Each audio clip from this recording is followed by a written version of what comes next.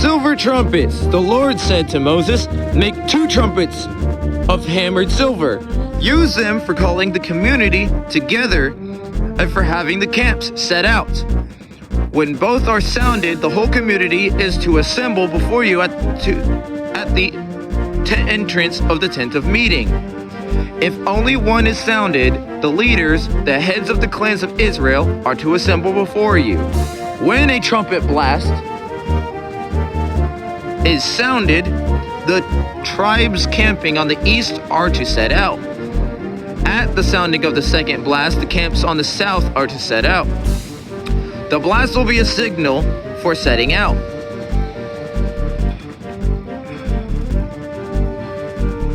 To gather the assembly, blow the trumpets, but not with the signal for setting out. The sons of Aaron, the priests, are to blow the trumpets. This is to be a lasting ordinance for you in the generations to come. When you go into battle in your own land against the enemy who is oppressing you, sound a blast on the trumpets. Then you will be remembered by the Lord your God and rescued from your enemies.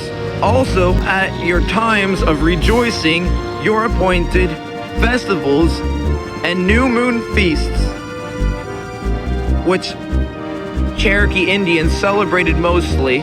The new moon festivals is what we celebrated in Indiana, Seymour, Indiana.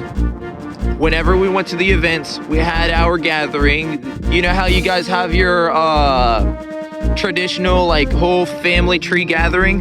This is our family tree gathering. We went to the Indian festivals, camped out in tents, temporary tents, just like the Bible said, and had a feast unto the Lord.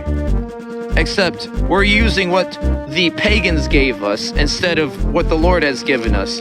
You know, the corn, the vegetables and stuff, the witchcraft grown vegetables.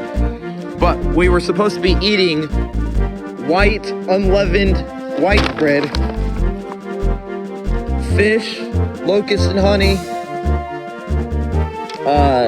beans, lentils,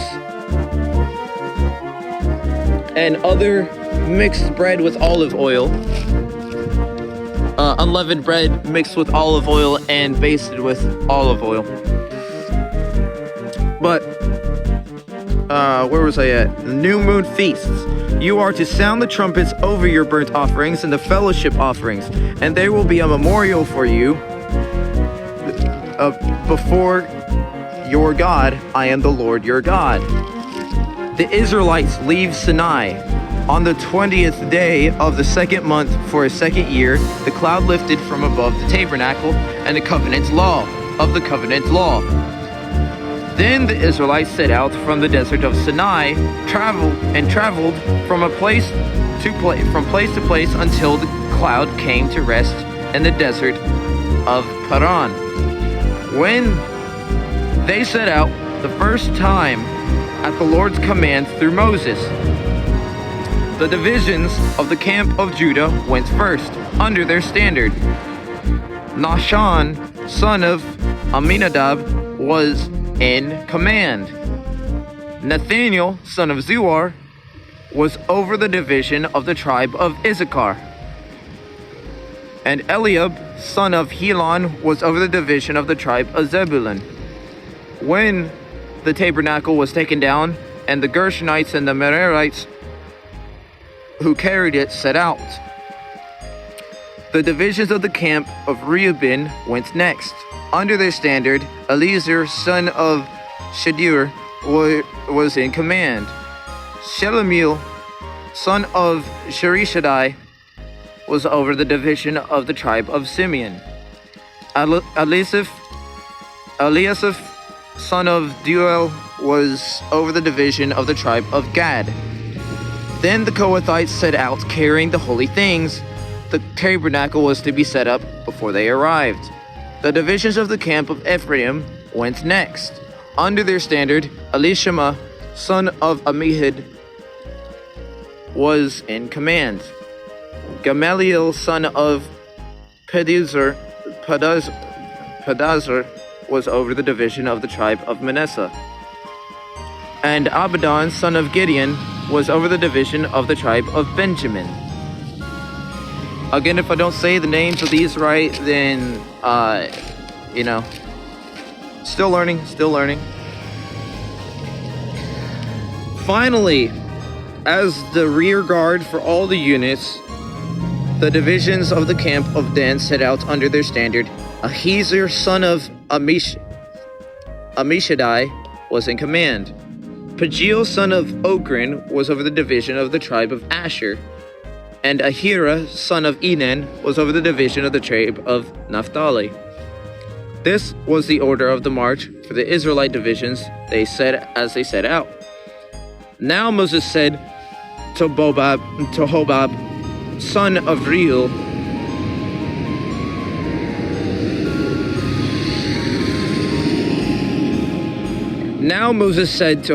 Hobab, son of Reuel, and Midianite, Moses' father-in-law, we are setting out for the place about which the Lord said, I will give it to you. Come with us and we will treat you well. For the Lord has promised good things to Israel. He said, no, I will not go. I am going back to my own land and my own people. But Moses said, please do not leave us. You know where we should camp in the wilderness, and you can be our eyes. If you come with us, we shall share you whatever good things the Lord gives us. So they set out from the mountain of the Lord and traveled for 3 days. The ark of the covenant of the Lord went before them during those 3 days to find them a place to rest.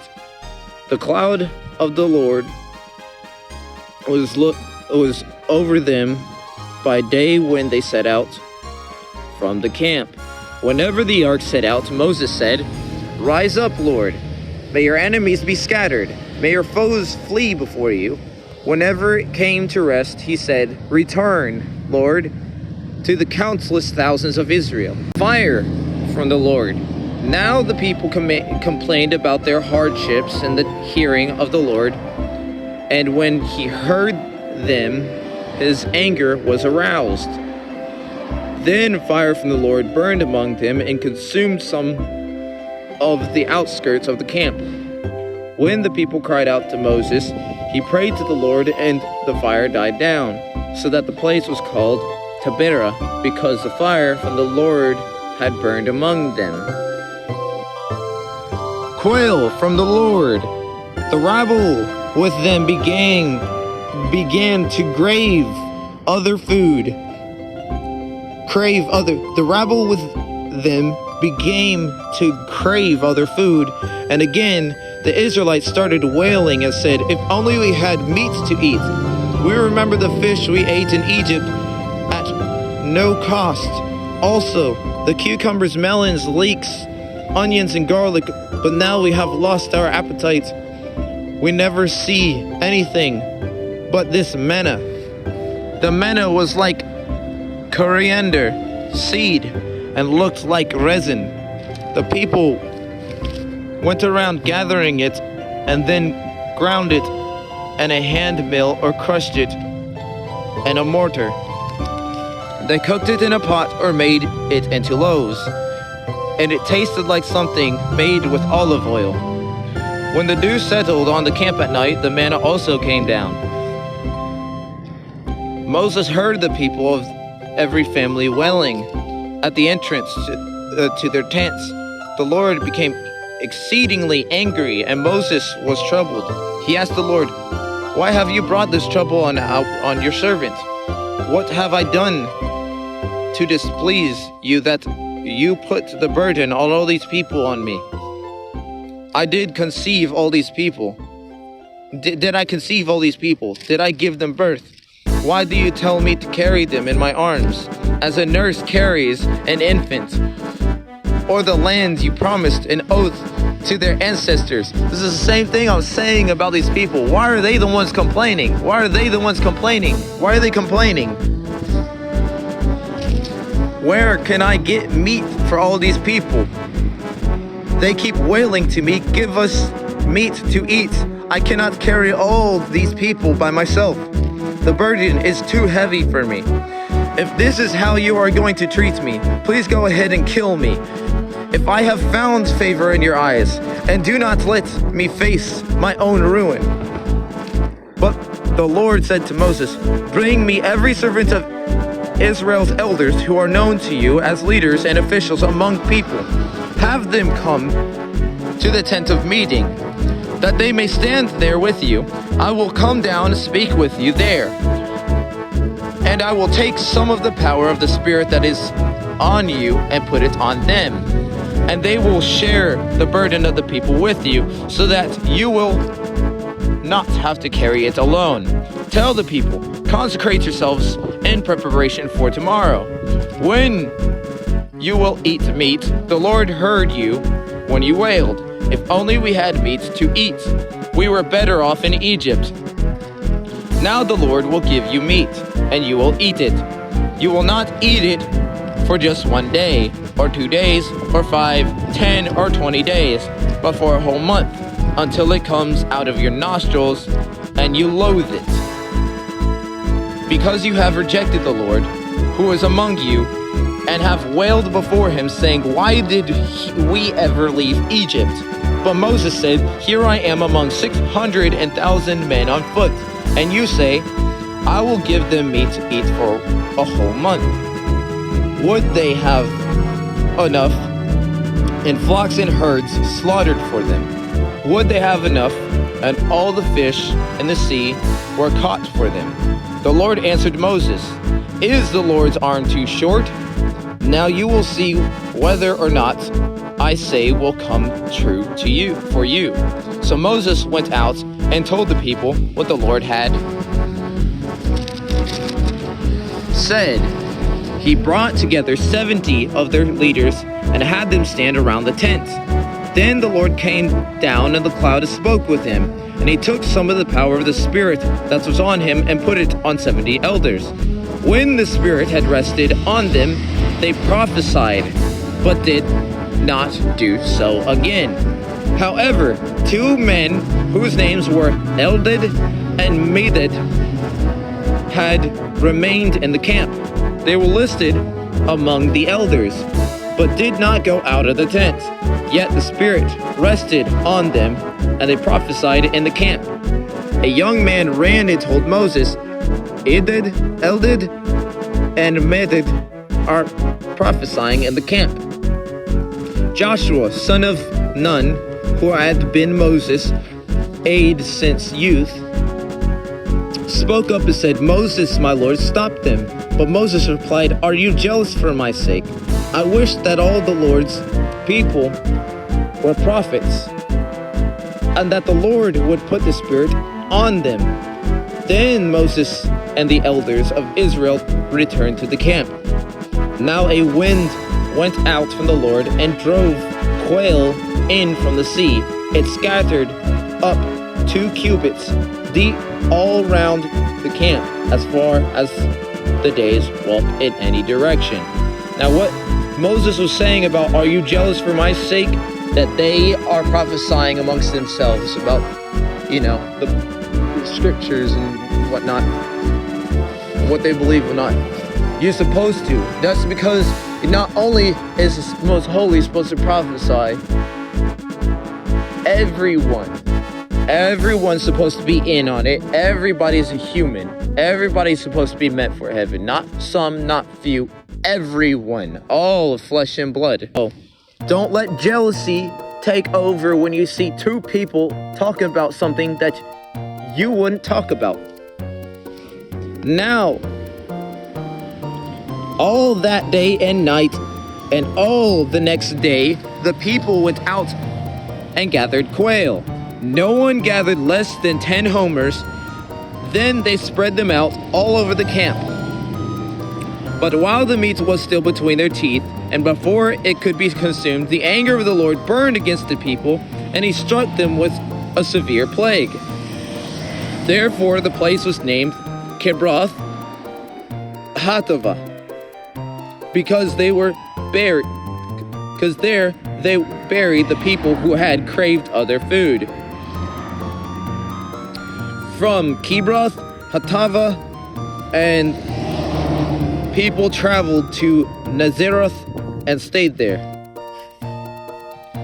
Miriam and Aaron opposed Moses. Miriam and Aaron began to talk against Moses because of his Cushite wife. Has the Lord spoken only through Moses? They said. Hasn't he also spoken through us? And the Lord heard this. Now Moses was very humble, a very humble man, more humble than anyone else on the face of the earth. At once the Lord said to Moses, Aaron, and Miriam, come out to the tent of meeting, all three of you. So the three of them went out. Then the Lord came down in a pillar of the cloud. He stood at the entrance to the tent and summoned Aaron and Miriam. When the two of them stepped forward, he said, listen to my words. When there is a prophet among you, I, the Lord, reveal myself to them in visions. I speak to them in dreams. But this is not my true servant Moses. He is faithful in all my house. With him I speak face to face, clearly, and not in riddles. He sees the form of the Lord. Why then were you not afraid to speak against my servant Moses? The anger of the Lord burned against them, and he left them. When the cloud lifted from above the tent, Miriam's skin was leprous. It became as white as snow. Aaron turned toward her and saw that she had a defiling skin disease.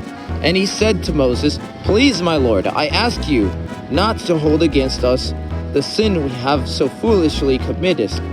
Do not let her be like a stillborn infant coming from its mother's womb, with its flesh half eaten away.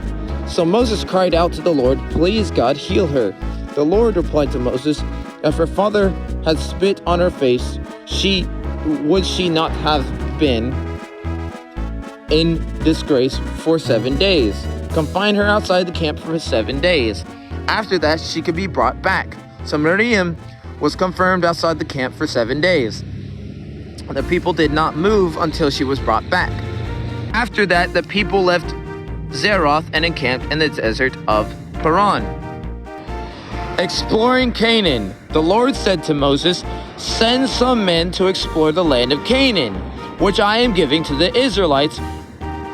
From each ancestral tribe, send one of its leaders, so that the Lord's command, Moses set them out from the desert of Paran. All of them were leaders of the Israelites. These are their names. From the tribe of Reuben, Shemua, son of Zakir. From the tribe of Simeon, Shaphat, son of Hori. From the tribe of Judah, Caleb, son of Jephunneh. From the tribe of Issachar, Egil, son of Joseph. From the tribe of Ephraim, Hoshea, son of Nun. From the tribe of Benjamin, Palti, son of Raphu. From the tribe of Zebulun, Gadiel, son of Sodi. From the tribe of Manasseh, a tribe of Joseph, Gadi, son of Susi. From the tribe of Dan, Amil, son of Gameli. From the tribe of Asher, Sethur, son of Michael. From the tribe of Naphtali, Nabi, son of Vophsi. From the tribe of Gad, Guel, son of Maki. These are the names of the men Moses sent to explore the land. Gave Goshea, son of Nun, the name Joshua, or Yahshua. When Moses sent them to explore Canaan, he said, go up through the Negev and on into the hill country, see what the land is like and whether the people who live there are strong or weak, few or many. What kind of land will they live in? Is it good or bad? What kind of towns do they live in? Are they unwalled or fortified? How is the soil? Is it fertile or poor? Are there trees in it or not? Do your best to bring back some of the fruit from the land. It was the season for the first ripe grapes. So they went up and explored the land from the desert of Zin, as far as Rehob, toward Lebo Hamath.